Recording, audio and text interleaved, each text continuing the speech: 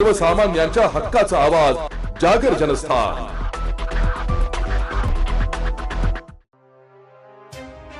एकीकडे धुळे शहरा विकासाच्या गप्पा मारल्या जात असताना शहरातील वलवाडी परिसरातील गुलमोहर हाऊसिंग सोसायटीतील नागरिक अक्षरशः नरक यातना भोगत आहे। गेल्या 25 वर्षांपासून या परिसरात ना रस्ते ना पावसाच्या पाणी निचरा होण्याची व्यवस्था।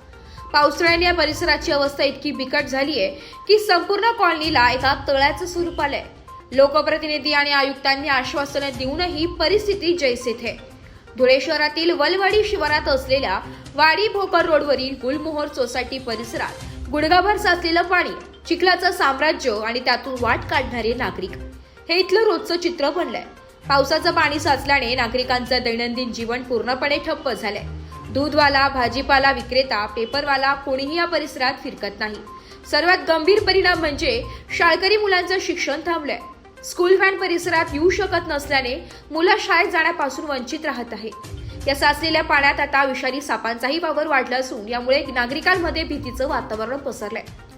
आश्चर्याची बाब म्हणजे गेल्या वर्षी खुद्द लोकप्रतिनिधी आणि महानगरपालिका आयुक्तांनी या परिसराची पाहणी करून रस्ते आणि गटारींची कामं करण्याचं आश्वासन दिलं होतं। मात्र वर्ष उलटून गेलं तरी एक वीटही रचली गेली नाहीये। लोकप्रतिनिधी फक्त मत मागायला येतात पण आमची समस्या सोडवायला नाही, असा संतप्त सवाल इथल्या महिला करीत आहे। चिखलामुळे दुचाकी घसरून अपघात होण्याचे प्रकार वाढले।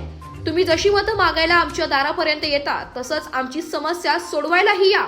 आम्हाला फक्त पक्के रस्ते, गटारी आणि पथदिवे द्या, बाकी काही नको, अशा आर्त मागणी नागरिक प्रशासनाकडे करीत आहे।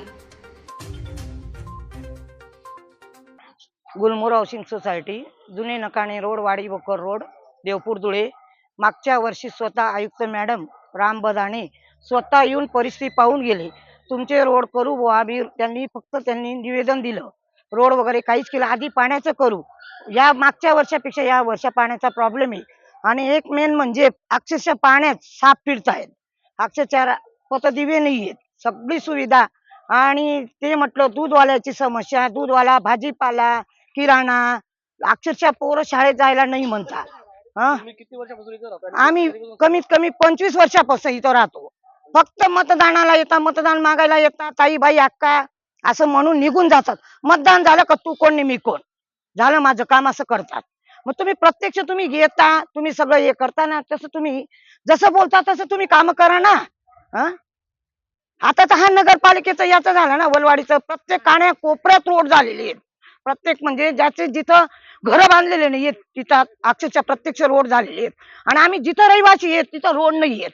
अक्षरशः पाण्याचे आमच्या स्वतः मंदिराची दैना अशी झालेली आहे, अक्षरशः 10 दिवस बाप्पा होता, एक दिवस सुद्धा आरती करायला भेटली नाही।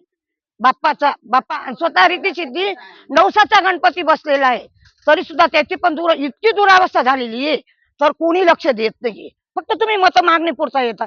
मग तुम्हाला जर कधी तुमची सोय मत मागण्याची सोय करायची असेल ना, तसे आमचे रोड करा, सगळं व्यवस्थित करा, आम्ही ठामपणे तुमच्या मागे उभं राहू। जे काम करतील ना त्यांच्या मागे आम्ही ठामपणे तेवढं मतदान आम्ही देऊ, एवढं बोलून।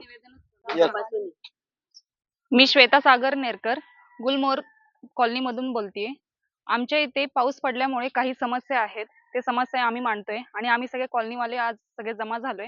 मागच्या वर्षी पण आयुक्त मॅडम इथे आलेल्या होत्या आणि त्यांनी इथले सगळे समस्या पाहिले आणि त्या समस्यावर आम्हाला समाधानकारक असे उत्तर फक्त दिलेले आहेत, पण काम काही झालेलं नाहीये।